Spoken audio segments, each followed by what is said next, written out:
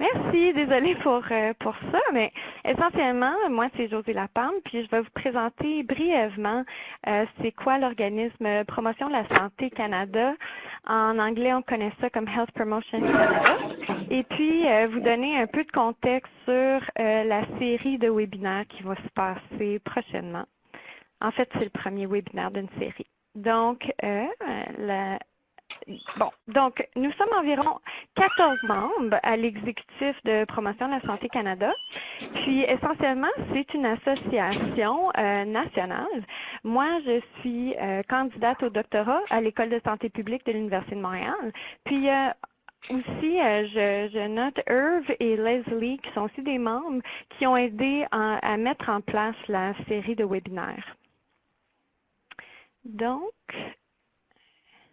Promotion de la santé Canada, ça fait environ 2 ans que ça existe. Donc, c'est assez nouveau comme association.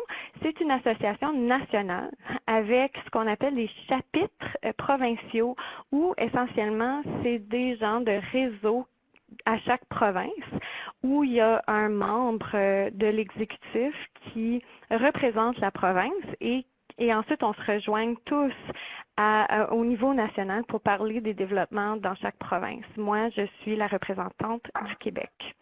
Donc, la mission de Promotion de la santé Canada est de voir à l'avancement de la promotion de la santé en appuyant et en mobilisant les étudiants, les chercheurs, les praticiens et les employeurs qui travaillent en promotion de la santé partout au Canada. Puis notre vision, c'est de créer un réseau qui est dynamique afin de faire avancer le développement professionnel et l'intervention en promotion de la santé par 2026. Puis aussi, on aimerait que par 2046, que tous les promoteurs de la santé soient équipés pour faire la promotion de l'équité en santé partout au Canada.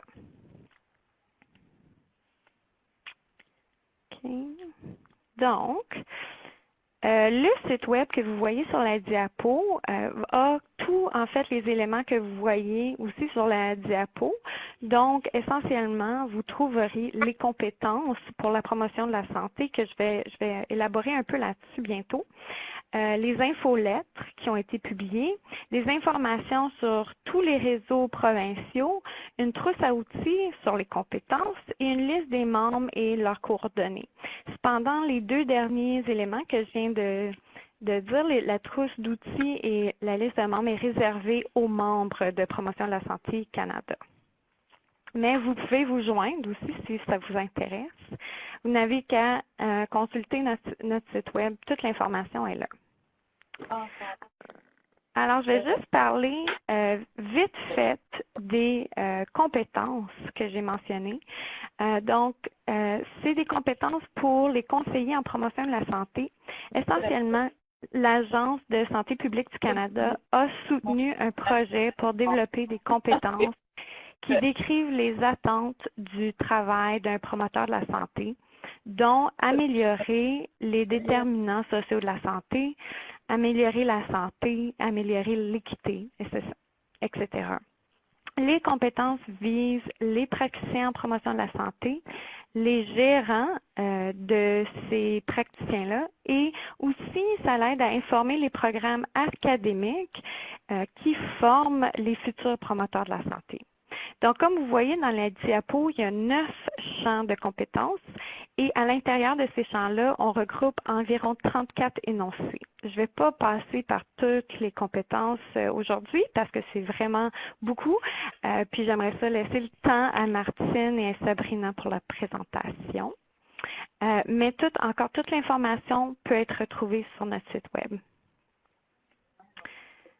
Donc, vite fait, l'utilité de ces compétences-là. Les compétences peuvent être utilisées de différentes façons pour perfectionner le travail en promotion de la santé. Par exemple, certaines organisations utilisent les compétences pour créer un profil de poste en décrivant les fonctions d'un conseiller en promotion de la santé et rendre la description d'emploi la plus explicite.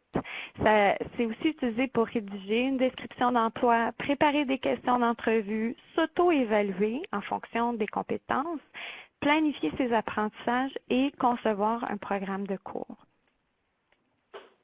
Alors, je voulais juste aussi brièvement mentionner à un niveau québécois qu'on est en train de développer. On est encore en fait en développement du réseau québécois de promotion de la santé qui est associé à Promotion de la santé Canada. Donc, si vous êtes intéressé à nous joindre, vous êtes tous les bienvenus. On cherche en fait des gens qui seraient intéressés à nous aider à développer ce réseau-là, puis essentiellement à réfléchir à c'est quoi la promotion de la santé au Québec.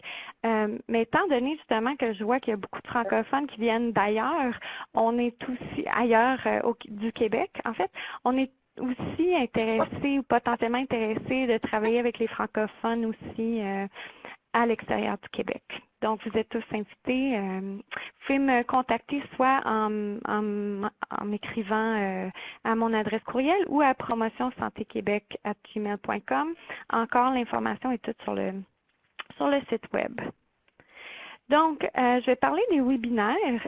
L'idée pour faire une série de webinaires vient d'un sous-comité de promotion de la santé Canada qui est essentiellement un comité sur le développement professionnel dont fait partie Irv et Leslie que j'ai mentionné au début. Ils ont suggéré au Centre de collaboration nationale sur les déterminants de la santé de faire une série de webinaires basés sur la nouvelle édition du livre Health Promotion in Canada qui vient de paraître en anglais. La nouvelle édition comporte une nouvelle éditrice à l'équipe d'éditeurs qui est Catherine Froelich de l'Université de Montréal. Il y a 15 nouveaux chapitres et un postface écrit par Ron Labonté ainsi qu'un manuel de l'instructeur. J'ai personnellement lu certaines des vieilles éditions et j'ai aussi lu la nouvelle édition et je peux vous dire qu'elle vaut vraiment le coup. Le livre démontre un portrait compréhensif et critique sur la promotion de la santé de différentes perspectives et sur de nombreuses problématiques. Oups. Bon. Voilà. Alors, nous sommes ravis que le CCNDS a accepté de nous soutenir dans cette série de webinaires.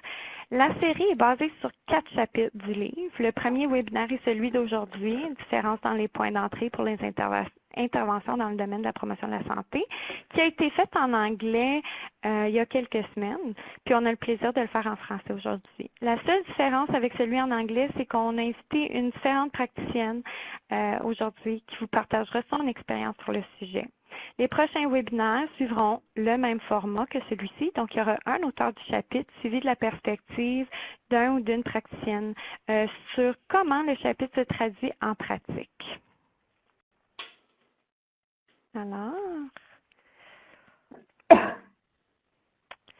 donc, je vais conclure mon introduction avec une réflexion qui provient en fait de la nouvelle édition du livre Health Promotion in Canada, qui se retrouve dans le dernier chapitre du livre qui a été écrit par les 4 éditeurs. Puis, ils ont cité Alan Turing qui dit essentiellement que c'est difficile de prédire le futur, mais que nous pouvons prévoir quelques-unes des forces qui pourraient nuire et d'autres qui pourraient favoriser le développement de la promotion de la santé au Canada. C'est une importante réflexion que nous faisons ici à Promotion de la santé Canada. Puis je ne vais pas lister toutes les forces à considérer, mais comme vous pouvez voir, heureusement, la liste de forces favorisant le développement de la promotion de la santé est plus longue que les forces nuisibles. Alors ça nous donne de l'espoir, mais en particulier, je voulais mentionner qu'on pense que c'est très important de continuer à adhérer aux valeurs et principes qui animent la promotion de la santé. Donc, collaborer avec les domaines de la santé publique et de la santé des populations, ainsi que les autres secteurs, de garder à jour les compétences et les standards pour le travail en promotion de la santé, continuer à renforcer l'approche par milieu, soutenir les leaders en promotion de la santé, de continuer à être impliqué en promotion de la santé de façon nationale et internationale et de soutenir des réseaux nationaux tels que Promotion de la santé. Donc, nous souhaitons que cette série de webinaires vous donne envie de vous impliquer au sein de Promotion de la santé Canada ou Promotion de la santé Québec. Et comme Ron Labonté a suggéré dans son postface, nous vous encourageons de penser mondialement et localement, ainsi que d'agir mondialement et localement. Donc, je voulais juste remercier nos commanditaires pour leur contribution au développement des webinaires basés sur la nouvelle édition du livre Health Promotion in Canada, dont le CCNDS et Canadian Scholar Press. Alors, c'est tout pour moi.